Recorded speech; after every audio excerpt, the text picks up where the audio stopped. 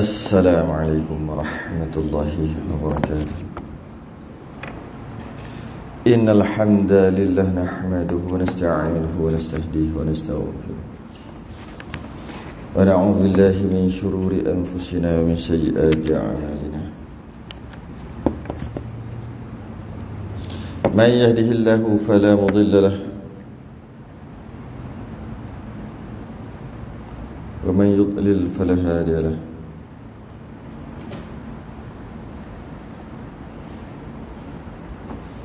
أشهد أن لا إله إلا الله وحده لا شريك له أشهد أن سيدنا محمدا عبده ورسوله اللهم صل وسلم وبارك على سيدنا محمد الفاتح لما أغلق والخاتم لما سبق ناصر الحق بالحق والهدي إلى صراطك المستقيم صلى الله عليه وعلى آله وأصحابه وقدره ومقداره العظيم اللهم نور بالكتاب بصري وأتلق بلساني اشرح به صدري واستعمل به جسدي بحول قوتك فإنه لا حول ولا قوة إلا بك سبحانك لا علم لنا إلا ما علمتنا إنك أنت العليم الحكيم ولا حول ولا قوة إلا بالله العلي العظيم أما بعد sambung kitab Qaulul Tam fi ahkam al-ma'mum wal imam. Perbahasan berkaitan dengan makmum dan imam, masalah yang ke-46. Masalah yang ke-46, muka surat 28 28. Rumi 28, Jawi 42. Masalah 46. Qala al-mu'allif rahimahullahu ta'ala wa nafa'ana wa iyyakum bi'ulumihi fid darain amin ya rabbal alamin. Kata pengarang, seorang syak dalam sujud yang terakhir daripada rakaat yang ketiga, daripada sembahyang yang keempat rakaat, adakah ia rukuk atau tidaknya? Itu soalannya. Dia syak ketika tu dia sujud yang terakhir. Dia syak sujud yang terakhir rakaat ketiga. Solat tu 4 rakaat. 3-4 ketika sujud. Dan biasanya time ni lah, betul lah tu. Time tu yang kadang-kadang boleh jadi was-was tu. 3 ke 4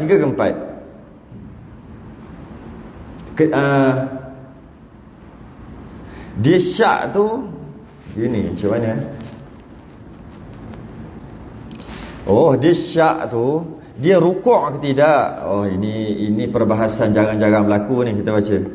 Berkata Al-Qadhi, jika syak seseorang di dalam sujud yang akhir daripada rakaat yang ketiga, daripada sembahyang yang 4 rakaat, adakah ia telah rukuk pada rakaat itu?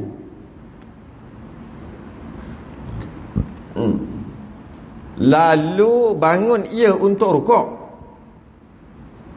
kemudian teringat bahawasanya ia telah rukuk, maka hendaklah ia teruskan atas sembahyangnya dan janganlah turun sujud lagi. Maka memadailah bangunnya dijadikan qiyam rakaat yang keempat. Ini masalah. Kenapa terjadinya masalah ni? Hukum asal, setiap pergerakan dalam sembahyang, dia mesti niat nak buat rukun tu. Jika dia tak niat nak buat rukun tu, dia niat nak buat yang lain, maka rukun tu tak jadi. Walaupun kebetulannya betul. Tu nak bagi tahu pasal tu. Dia sujud yang kedua rakaat yang ketiga, nak naik rakaat keempat lah. Masa tengah sujud tu baru dia teringat, tadi aku tak rukuk. Tak rukuk ni. Yang baru tadi rakaat ketiga tu lah tak rukuk ni. Bila dia teringat tak rukuk, dia wajib pergi ke rukun yang dia tak ingat tu. Dia wajib pergi kepada rukun yang dia tak ingat. Itu kaedah dia. Selagi rukun yang dia tak ingat tu belum sampai rukun seumpama, belum sampai rukun yang sama. Contoh kalaulah pada rakaat yang ketiga,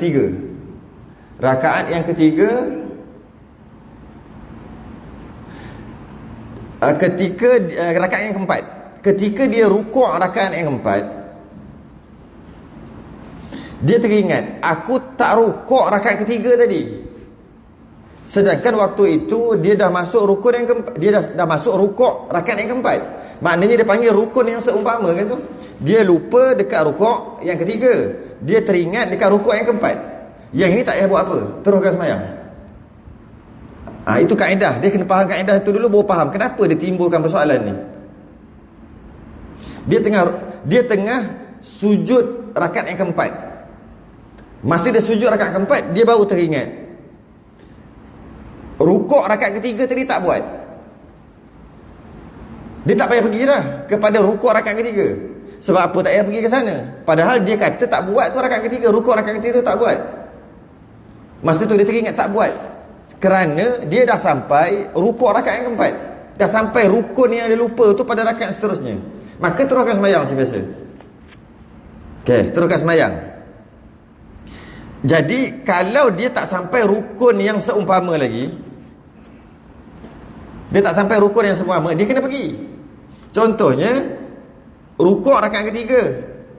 Okey, dia ketika sujud rakaat yang ketiga tu, belum naik rakaat keempat lagi, dia teringat tadi tak rukuk, rakaat rukuk tak rukuk tadi, dia kena pergi ke rukuk. Sebab dia tak sampai lagi rukuk rakaat keempat. Kalau dah sampai rukuk rakaat keempat atau ke atas, rukuk yang tidak sujud rakaat yang keempat, dia tak perlu kembali dah balik.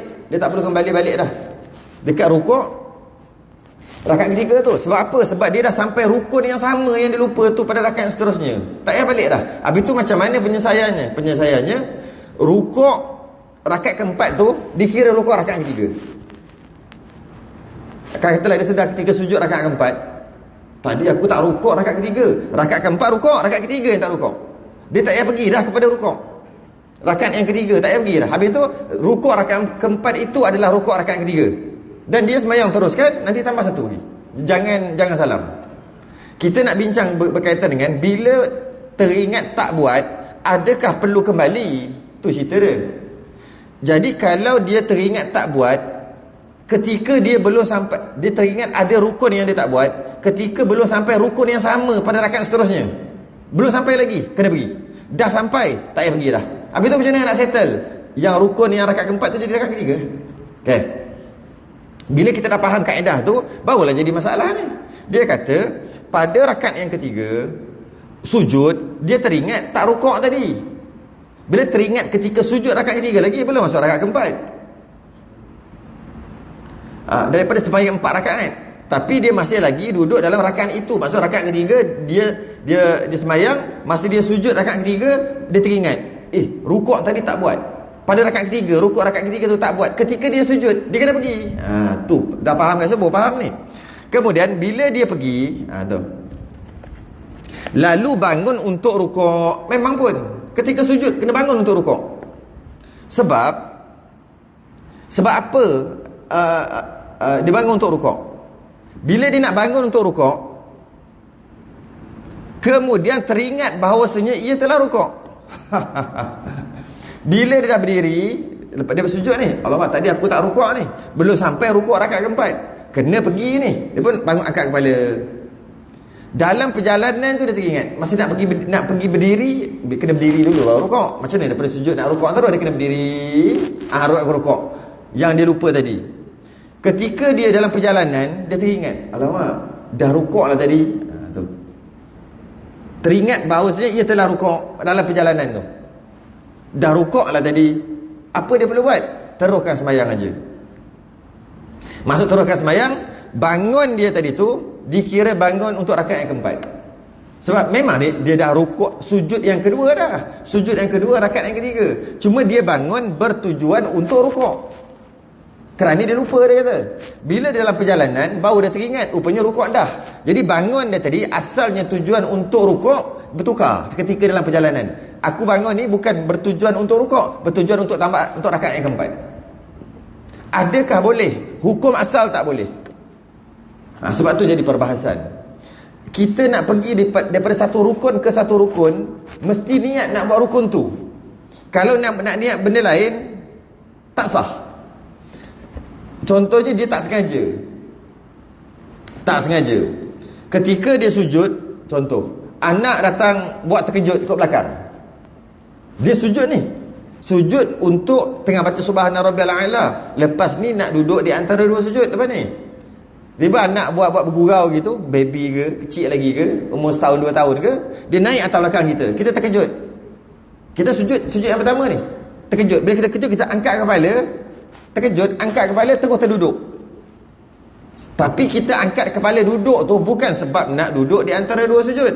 Kita angkat tu dengan tujuan terkejut, dengan tujuan kita angkat sebab anak, takut anak jatuh, buatlah alasan apa pun. Tapi bangun kita tadi bukan sebab nak duduk di antara dua sujud.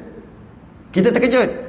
Maka bila dah terbangun, duduk di antara sujud, tak boleh dia kata alang-alang duduk di antara sujud. Duduk teruslah, tak boleh. Dah alang-alang memang nak duduk. Sebab masa dia angkat kepala daripada sujud, dia bukan niat nak duduk di antara dua sujud. Itu hukum asal. Ya. Habis tu dia nak macam mana ni? Dia kena sujud balik. Yang kata anak kat belakang ni, dia kena sujud balik. Lepas tu dia kena angkat kepala. Kali ni aku nak duduk di antara dua sujud. Aku nak angkat kepala kerana nak duduk di antara dua sujud. Itu dia. Okey, habis kita dah faham. Itu kaedah asal. Dia kata yang ni special case. Tu je nak beritahu. Special case. Sepatutnya ketika dia bangun untuk rukuk, kerana dia sujud rakaat yang ketiga tu, dan dia nak naik rakaat yang keempat lepas pada ni, tapi masih lagi sujud rakaat yang ketiga.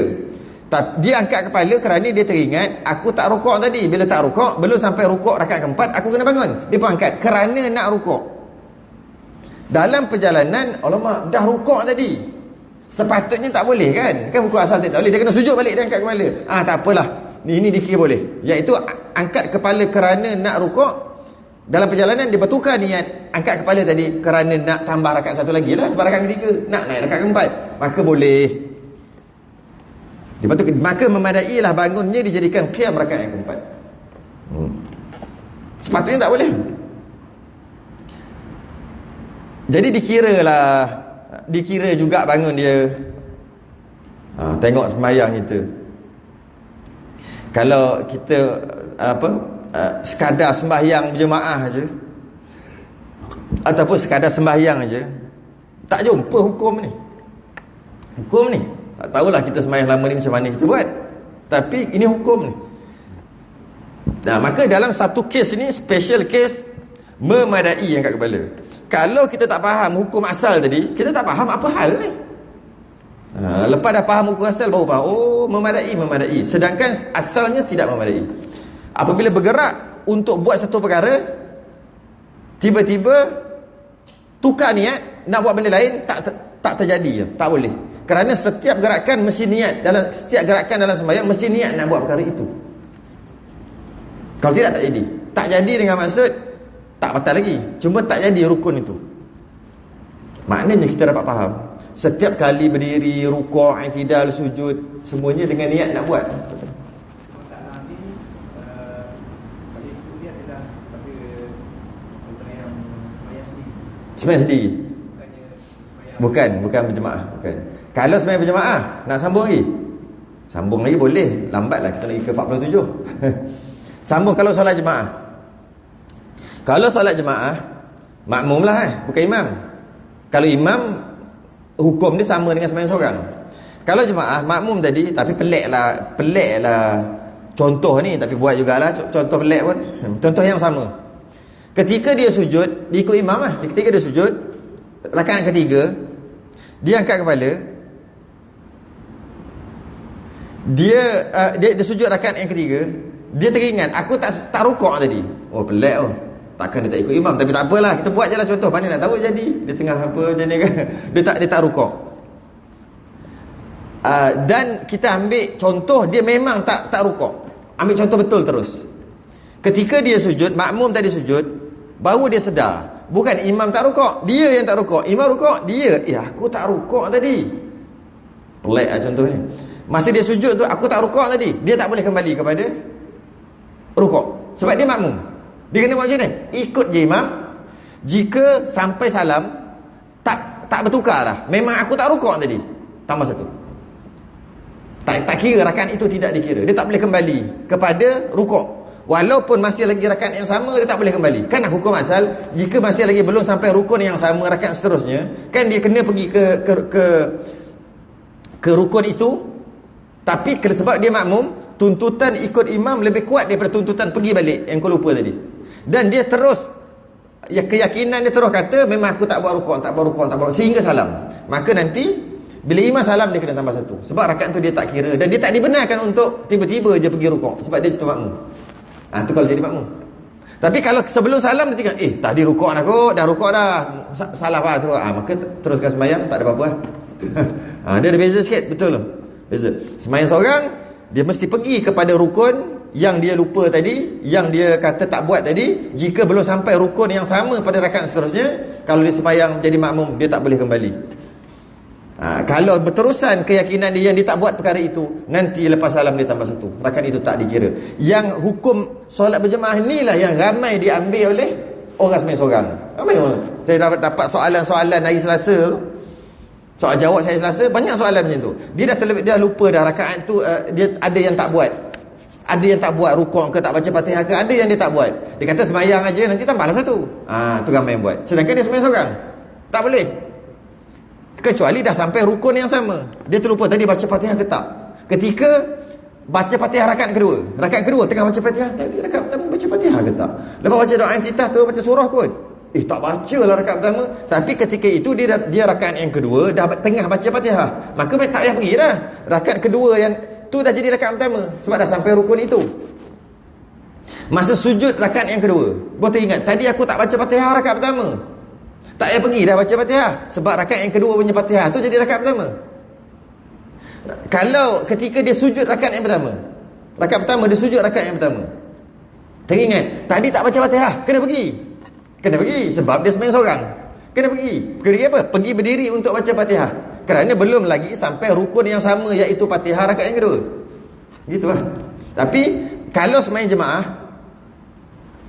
tengah sujud, rakaat pertama sujud dengan imam, tadi aku tak baca Fatihah tadi, imam baca sedap sangat, aku tak baca Fatihah lah tadi, dia tak boleh pergi. Nanti lepas salam tambah satu. Tapi ramai orang buat, dia solat seorang pun sama juga. Tadi aku lupa lah gitu, tak apa, sembahyang aja, nanti tambah satu. Tak semestinya. Ramai orang buat macam tu, silap faham. Itu untuk solat jemaah.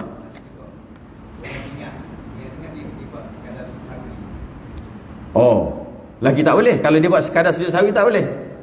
Dia kata cover balik lah. Kalau dia tak ingat rukuk ke, tak ingat Fatihah ke, tak apa, teruskan sembahyang, nanti sujud sahwi dah. Tak boleh. Sujud sahwi hanya boleh cover sunat ba'ad, kunut tahiyat awal sunat ba'ad, dan hanya boleh cover jika dia terlebih rakaat, sujud 3 kali, rukuk 2 kali, terlebih, baru boleh cover dengan cover tu, maksud ditampung dengan sujud sahwi. Bila terlebih, tak sengaja terlebih, tak batal sebab tak sengaja, nanti ujung-ujung tu boleh di cover balik dengan sujud sahwi. Tapi kalau kekurangan rukun, tak boleh cover. Rukun mana boleh cover dengan sujud sahwi? Habis. 47. Imam atau seorang munfarid, sembahyang seorang, sembahyang bersendirian. Imam atau seorang sembahyang bersendirian, syak pada membaca Fatihah di dalam i'tidal. Bagi contoh siap-siap baru baca. Jika syak imam atau orang sembahyang bersendirian. Kenapa dia kata imam dan sembahyang seorang? Sebab imam dan sembahyang seorang hukumnya sama. Hukum yang tak sama adalah makmum. Jadi makmum yang susah. Jadi imam sama hukum dengan sembahyang seorang. Jadi makmum ni yang susah sikit. Jika syak imam syak ataupun yang sembahyang seorang ni syak,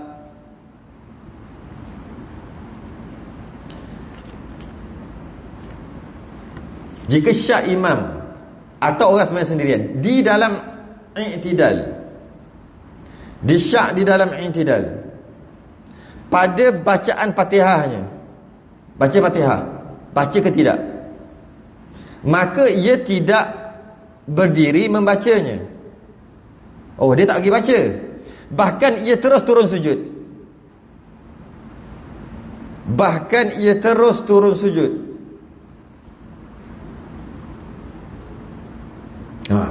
Nampak?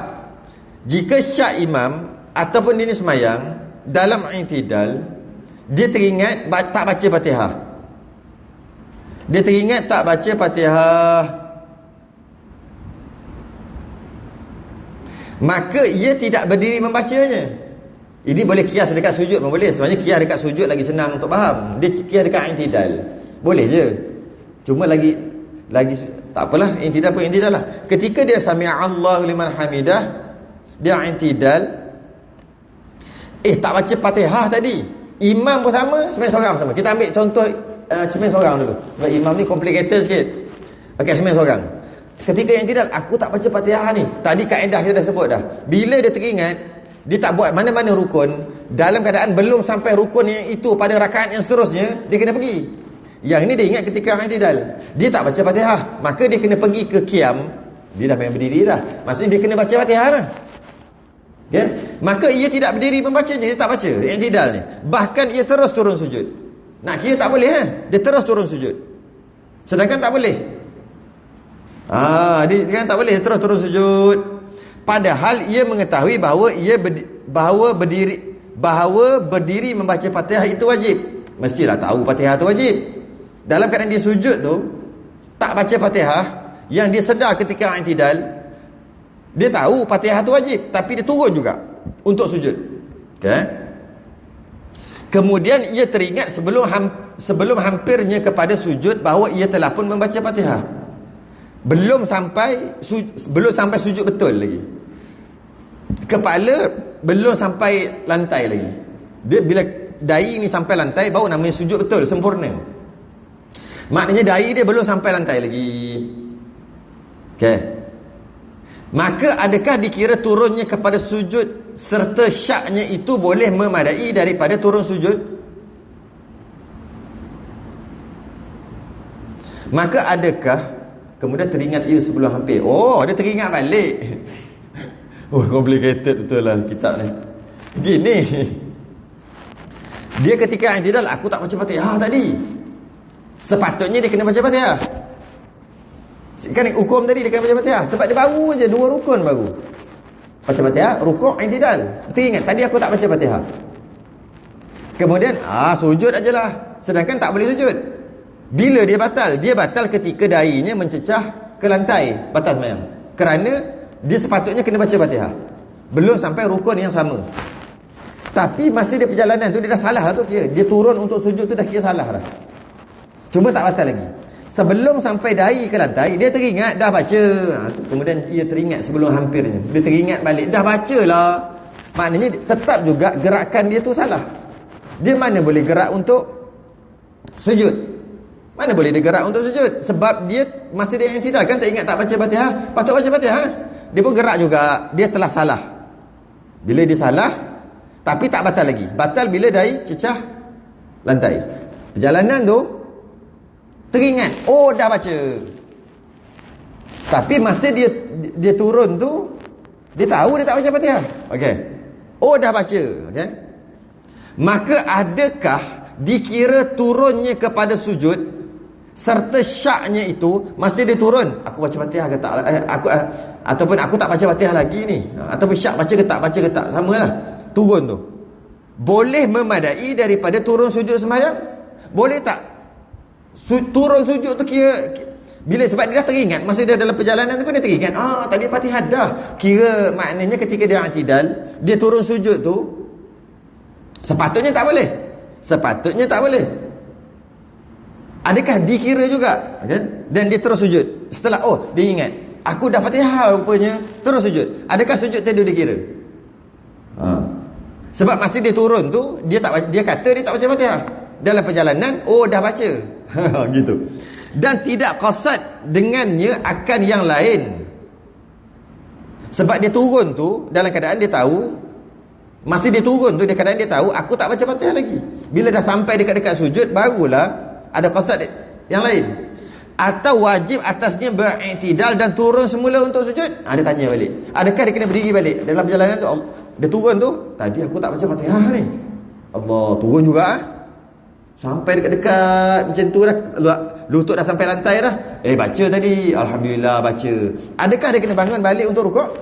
Adakah dia bangun balik untuk sujud? Yang mana dia bangun balik untuk sujud yang realnya aku memang dah baca Fatihah untuk sujud. Habis yang tadi kan dia dah daripada i'tidal untuk sujud. Yang tadi masa i'tidal untuk sujud dalam keadaan was-was ataupun dalam keadaan tak baca Fatihah lagi. Beza tu. Beza. Ya, berbeza. Buat menjawabnya. Okey, jawabnya. Perbuatan itu haram hukumnya, berdosa. Siapa buat macam tu berdosa. Sebab dia dah tahu dia tak baca Fatihah, dia pergi turun untuk sujud. Dia dah tahu ketika i'tidal dia tak baca Fatihah, dia pergi turun. Sepatutnya dia kena baca Fatihah kat situ. Tetapi dia turun juga. Maka perbuatan itu berdosa. Sampai kepala dekat lantai dalam keadaan yang sama, batal. Habis tu nak buat macam mana? Dia kena baca Fatihah. Lainlah, itu dah rakaat yang kedua. Rakaat kedua tengah baca Fatihah, baru teringat, tadi aku tak baca Fatihah. Rakaat pertama, masa tu dah rakaat yang kedua, sedang baca Fatihah. Yang tu tak payah pergi dah. Fatihah rakaat kedua tu jadi rakaat pertama. Ketika dia sembahyang tengah sujud, tiba-tiba rakaat pertama dah baca dah. Oh, teringat balik dah baca. Jadi balik rakaat pertama tu jadi rakaat pertama, rakaat kedua jadi rakaat kedua balik. Okey. Perbuatan itu haram hukumnya kalau dia tahu tak baca Fatihah, dia turun untuk sujud juga kerana melakukan dalam keadaan syak. Dan perbuatan yang haram itu jauh ia daripada dikira dengannya, daripada wajib kembali kepada i'tidal kerana tujuan sujud daripadanya. Tapi dapat sujud, maknanya dia perjalanan tu. Okey, sekarang i'tidal ni, aku tadi tak baca Fatihah. Sujudlah, fikirlah nanti macam mana. Turun je, berdosa dah, haram. Belum sampai kepala sampai ke lantai belum lagi. Dah baca Fatihah dah. Kira boleh. Maknanya dia sujud tu dia kira. Tapi berdosa tetap berdosa.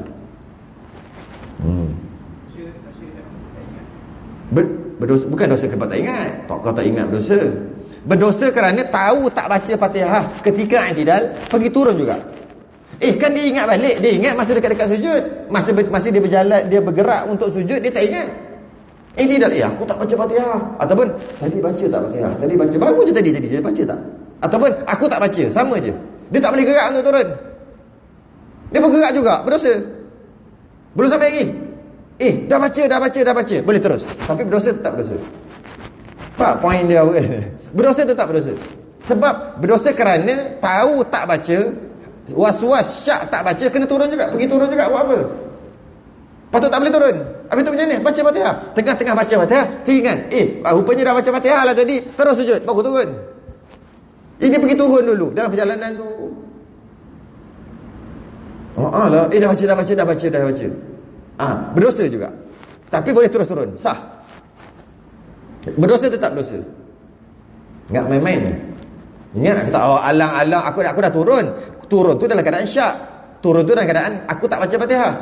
Tapi bila dah perjalanan, dah baca. Nasib baik. Tak ada nasib baik. Dosa tetap dosa. Cuma sah. Boleh jalan. Tapi kalau dahi dia cecah ke bumi, dah kena sujud dalam keadaan tadi aku tak baca Fatihah, batal. Dahi sentuh ke bumi dalam keadaan tadi aku baca ke tak Fatihah, batal. Nasib baik dah perjalanan tu. Dah baca. Boleh terus. Tapi berdosa. Jangan main. Kita kadang-kadang, ada orang kadang-kadang dia buat gitu. Dia duduk loading tu. Tak apa, ada 3 rakaat lagi untuk aku fikir tadi baca ke tak rakaat pertama Fatihah. Bayang. Terus sambil-sambil duk fikir. Baca ke tak. Rakaat keempat. Baca. Nasib baik baca. Betul dah aku buat. Tak boleh, berdosa. Dan batal. Berdosa dan batal sembahyang. Kerana setiap kali gerakan untuk sembahyang mesti yakin dah selesai dah yang lepas-lepas. Selagi tak yakin yang lepas-lepas, tak boleh turun, tak boleh seterusnya. Dia tak boleh, tak apalah ada 3 rakaat lagi ni lepas ni, sempat fikir kot, sempat dapat kot, sempat dapat hidayah kot. Tak boleh. Dan jika ia teringat bacaan Fatihah itu selepas hampir kepada sujud, niscaya batallah sembahyangnya. Hampir kepada sujud ni maksud dahi dah touch bumi, itu maksud hampir kepada sujud. Maksudnya sujud, maksudnya dahi ada tamakninah baru nama sujud. Dia bangun ni, Allahu Akbar, baru sujud. Tapi Allahu Akbar belum sujud lagi, sebab tak ada tamakninah. Ada 1-2 saat kat situ berhenti, baru dia namanya sujud sempurna. Jadi dahi dia hampir kepada sujud, dahi dia sampai je ke lantai, batal sembahyang. Lepas tu dia pun termenung, batal sembahyang aku. Tadi memang dah baca lah Fatihah, batal juga. Ataupun dia buat berlaku sembahyang, dia pun sujud. Ketika sujud tu dia sujud lama sikit. Tadi baca tak Fatihah tadi? Sedangkan dia syak tu ketika dia yang tidak lagi. Sujud lama sikit lah. Okey, dah baca. Tak ada okey dah batal. Dah batal. Malah turun tu pun dah berdosa. Cuma tak batal je lagi. Seperti mana, dia bagi contoh lain. Seperti mana jika ia bangun dengan sengaja, ni bab lain lah, dan sampai ia kepada hampir qiyam, kemudian kembali ia kepada tasyahud awal, niscaya batal lah sembahyangnya. Dia bagi contoh tu lah. Dia tahiyat awal, dia sengaja bangun, dia tak nak tahiyat awal, dia tak nak buat tahiyat awal. Dia bagi contoh, sengaja dia bangun. Sebenarnya kalau lupa pun sama ni, kalau tak sengaja pun sama hukum dia. Ketika dia terlupa ataupun sengaja tak buat tahiyat awal, dia pun bangun. Dia bangun untuk berdiri rakaat yang ketiga. Sebelum sampai berdiri, sekurang-kurang berdiri macam ni, sekurang-kurang belum berdiri lagi, dia boleh duduk untuk tahiyat awal. Tapi bila dah sampai hampir kepada berdiri macam ni, maksudnya dah kira berdiri dah boleh dah, dia duduk batal. Tu dia kata samalah, dia duduk batal. Niscaya batal lah sembahyang. Macam tu lah juga, dia turun, dia terlupa baca Fatihah ke tak, baca Fatihah ke tak, dia perjalanan baca Fatihah ke tak. Dahi kena je kepala, batal. Walaupun lepas tu dia kata memang baca lah Fatihah, batal dah. Batal dah, tetap batal. Habis. Apa dia? Sebab dia macam ni, yang tak bolehnya meninggal, sebab yang tak bolehnya dia dah sampai kepada rukun, lepas tu dia pergi buat tahiyat awal, dia pergi buat sunat arba'in, baru tak boleh. Yang tadi tak sampai rukun lagi pada dalam perjalanan. Dia sujud ni, bangun, belum lagi dia gini baru sampai rukun rakaat ketiga. Sebab sekurang-kurang berdiri macam ni kan, di antara rukuk dengan berdiri tegak, tengah-tengah tu kan, sekurang-kurang berdiri, dia baru dalam perjalanan, dia boleh lagi. Atau dia baru angkat kepala, belum lagi, dia boleh turun, dia boleh turun. Tapi kalau dah sampai macam ni, maksud sampai qiyam dah. Kalau dia berdiri untuk berdiri, kadang-kadang bongkok macam tu, dah sah dah qiyam dia tak boleh turun dah balik. Bukannya asal angkat buntut aja untuk daripada sujud, tahiyat awal ni tak buat tahiyat awal, angkat aja tak boleh turun dah. Tak boleh lagi. Kadang-kadang dia lupa, dia angkat Allah, duduk balik, ada sikit 1 saat je dia lambat. Ada yang dah sampai separuh dah, duduk balik ada. Tapi kalau dah, biasanya kalau lutut tu dah straight, tak boleh dah. Lutut tu biasa kalau dah straight, dia lutut tu masih lagi gini. Duduk, angkat, duduk, ada jadi. Saya pun pernah tengok kan 2-3 kali orang, dia bangun kan, Allah, duduk balik, lutut macam ni lagi lah. Boleh, no problem, boleh. Yang tak boleh bila dah sampai berdiri. Tapi bukan berdiri ni, berdiri macam ni, dia panggil sekurang-kurang berdiri. Dia bagi contoh yang tu. Base masalah 48 apa?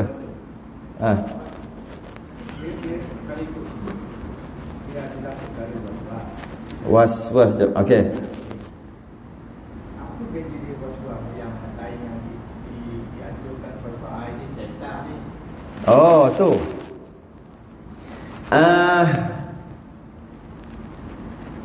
Apa beza yang tu ni setan ni?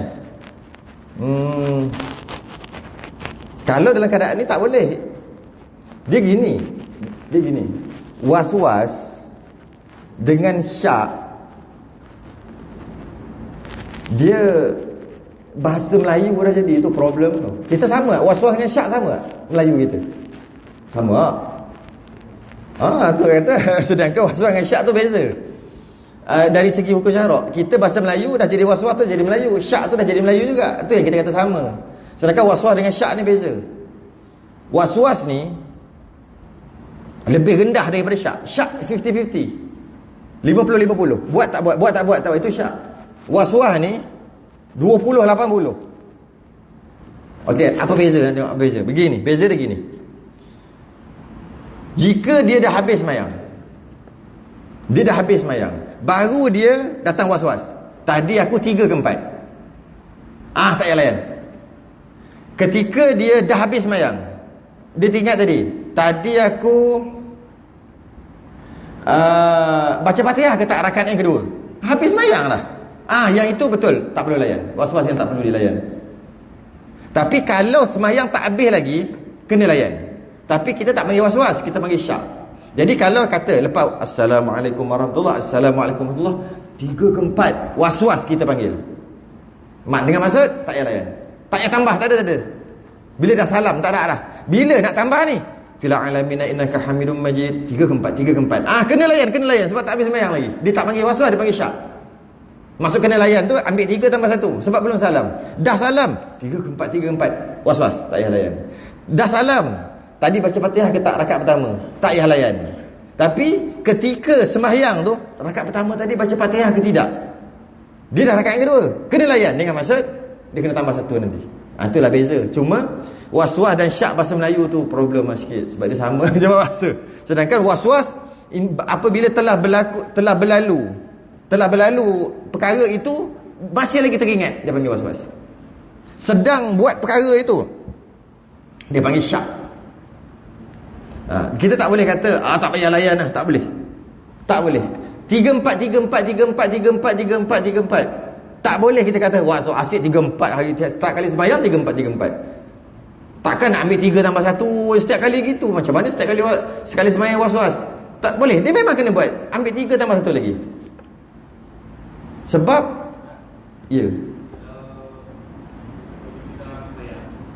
dah habis sembahyang.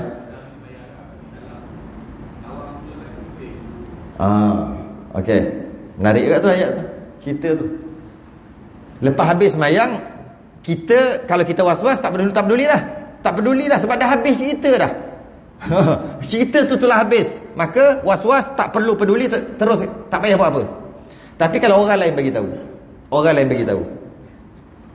adakah kita perlu ikut?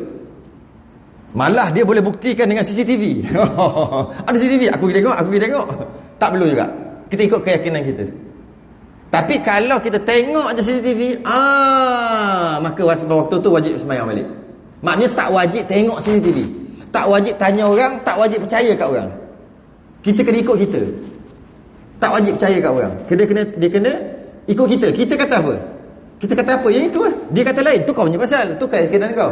Aku kata tak. Adakah ada CCTV ni? Wajib cek? Tak wajib. Tapi nak cek lah. Cek memang betul salah. Wajib sembahyang. Siapa suruh cek? Cek tu tak wajib. Ada lagi tak habis je tu. Kecuali ada 2 perkara yang kena ikut juga. Dia panggil mutawatir. Mutawatir ni, kalau hadis mutawatir ni, hadis tak boleh tolak lah.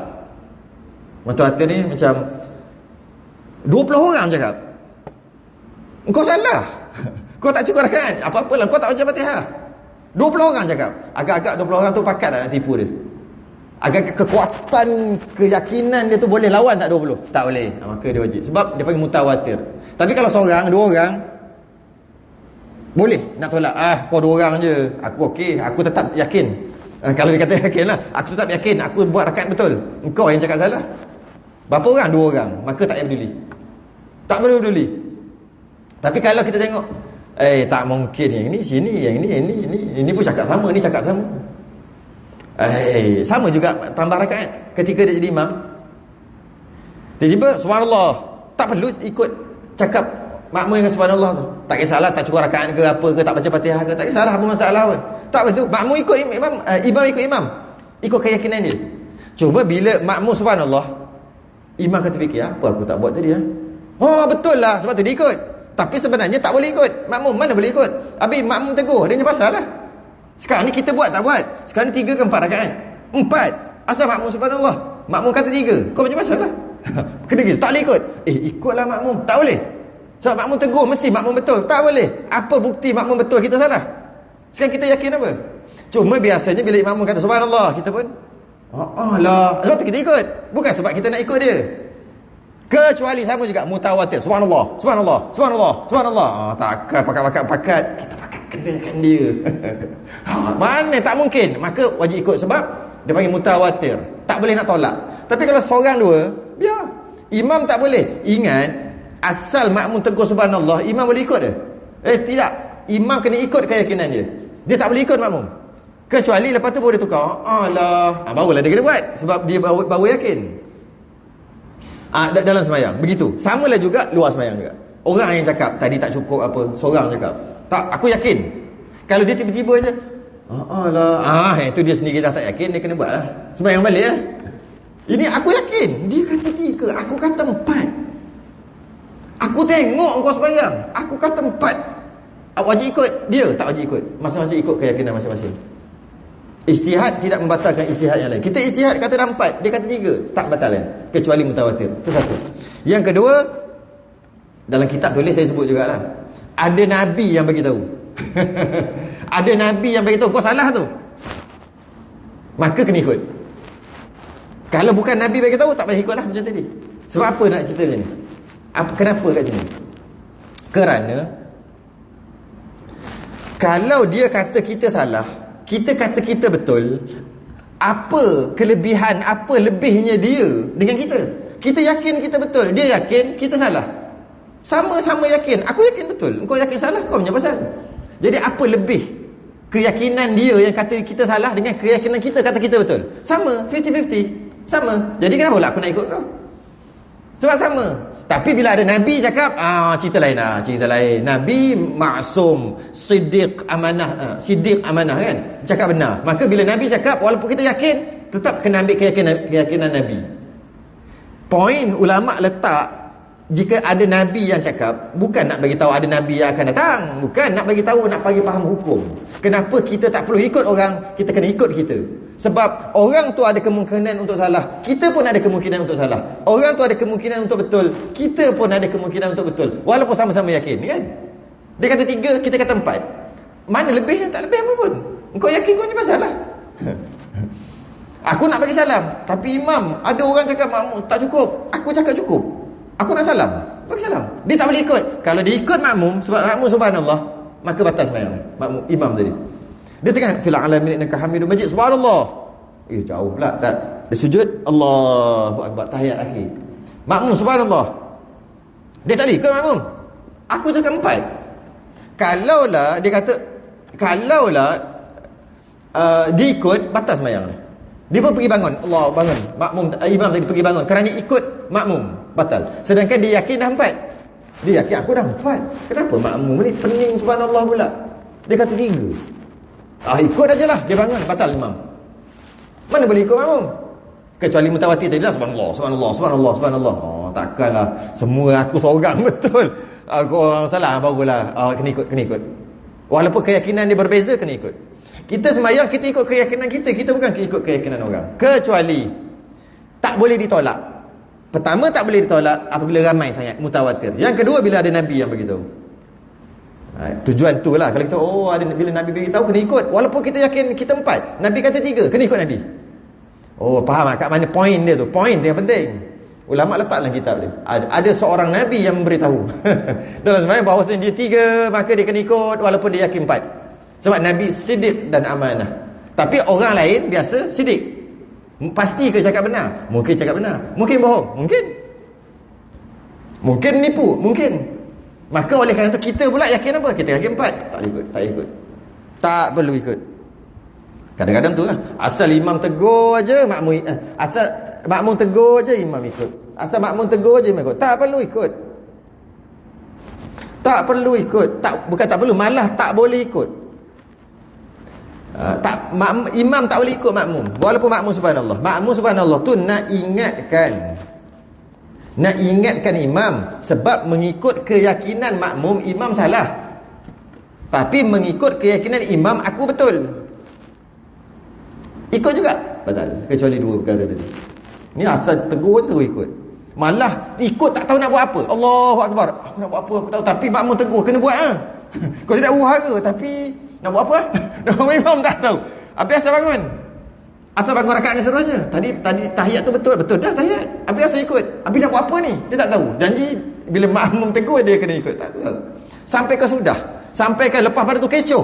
Tetap juga imam kata aku betul. Ada CCTV tak wajib cek. Tak wajib cek. Ada CCTV tak wajib cek. Tapi boleh nak cek. Tapi kena tanggung risiko. Risiko kalau salah kena sembahyang balik. Tapi tak wajib cek. Ada CCTV. Sebab CCTV boleh tipu tak? Ada kemungkinan tak CCTV ni kena tipu? Orang hack ke apa ke ada. Boleh macam-macam jadi. Maka tak wajib cek. Contoh kan, ada orang boleh ada nak jadi, boleh tak terjadi ada orang tipu CCTV tu? Boleh kan? Boleh. Maka tak wajib cek. Nak cek? Boleh. Gitu.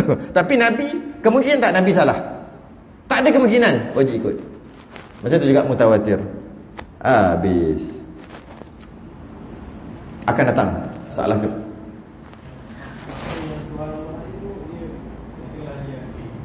Dia yakin.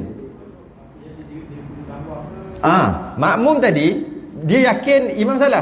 Tak cukup lah, kata tak cukup rakaat ke, tak kisahlah rukuk, sujud, apa-apa masalah lah.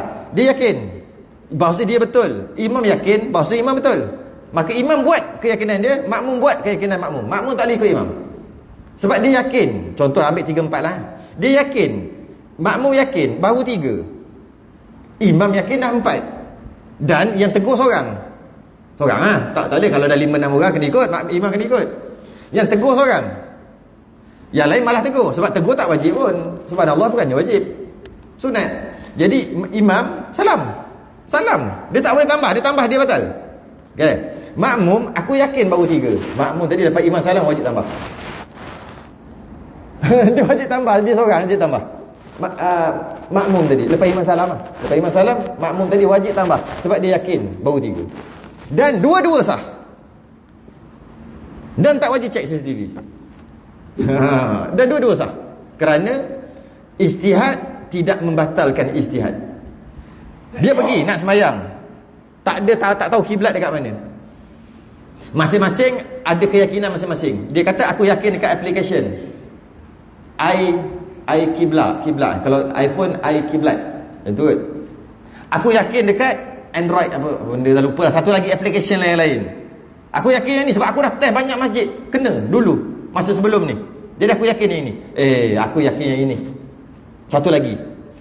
Pergi ke tempat yang tak tahu kiblat ke mana-mana. Nak sembahyang 2 orang ni. 2 orang lah kawan-kawan. Dia cek, aku yakin sana. Ikut sebab aku dah try banyak kali. Dia ni cek, aku yakin sana. Aku punya ni sana. Macam ni katalah jauh macam ni lah. Melampau. Satu ke sana kiblat, satu ke sana.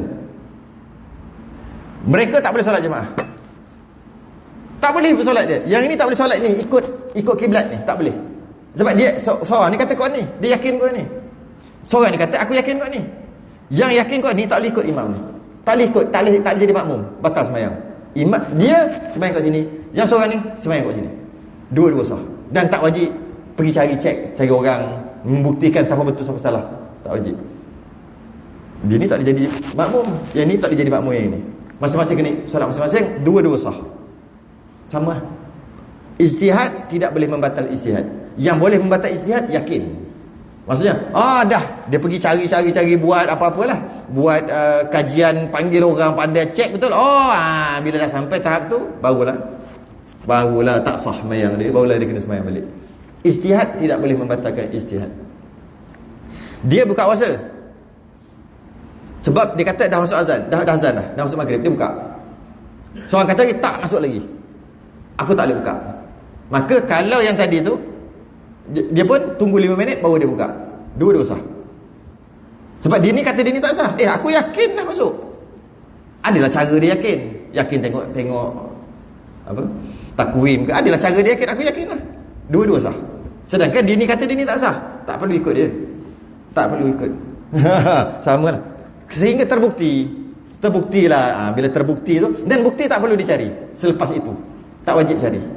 Tapi kalau cari terbukti, kena qada. Siapa suruh cari? Fiqh. Tu fiqh. Selagi boleh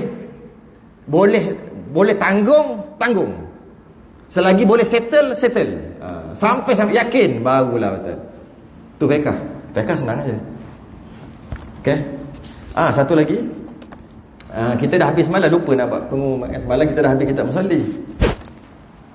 Jadi akan datang kita akan sambung, kita akan buka kitab Kifayatul Muhtadi, kitab yang tak habis kitab yang mengaji tak habis-habis. Sebab asyik habis mana boleh jadi kan. Orang mengaji tak habis-habis, dia mengaji habis. Tak boleh jadi ni. Nama kitab tu Kifayatul Muhtadi, kena carilah nanti. Muka surat dia lebih kurang 500 lebih muka surat. Balah. Dan perbahasan dia memang ada dalam perbahasan kitab fiqh juga. Cuma di depan tu ada sedikit berkaitan dengan akidah pada jalanan salafus salih. Bukan jalanan sifat 20, jalanan salafus salih. Kan ada dua kan, satu salaf, satu khalaf. Khalaf ni sifat 20 ni. Salafus salih dia tak ada kaedah itu. Sama je, benda dalam sama je. Jadi dua tu ada sikit lah, tak banyak pun. Beberapa lain je. Kita akan datang hari apa dah? Minggu depan kot. Kita buka kitab tu. Kena cari. Mahal kitab tu. 28 ringgit. Kena kumpul lah RM1 sehari. Mula sekarang. Sebab kita ni kalau buat kitab ni RM30 tu mahal. Kalau 6 itu yang Rumi. Yang Jawi naik harga dah. Saya rasa beli dalam 2 tahun 3 tahun lepas, sebelum PKP hari tu 20 lebih. Kalau yang Rumi tak tahulah berapa puluh, tapi tebal ni. Lepas ni ngaji tak habis. Baru best. Betul ngaji tak habis-habis. Baru betul. Ni ngaji habis. Tak boleh jadi. Masih berlindung ni. Kita ngaji tak habis pula lepas ni. Okay. Jadi kena cari minggu depan. Kita sudah dengan tasbih kafarah dan surat subhanakallah wa bihamdika.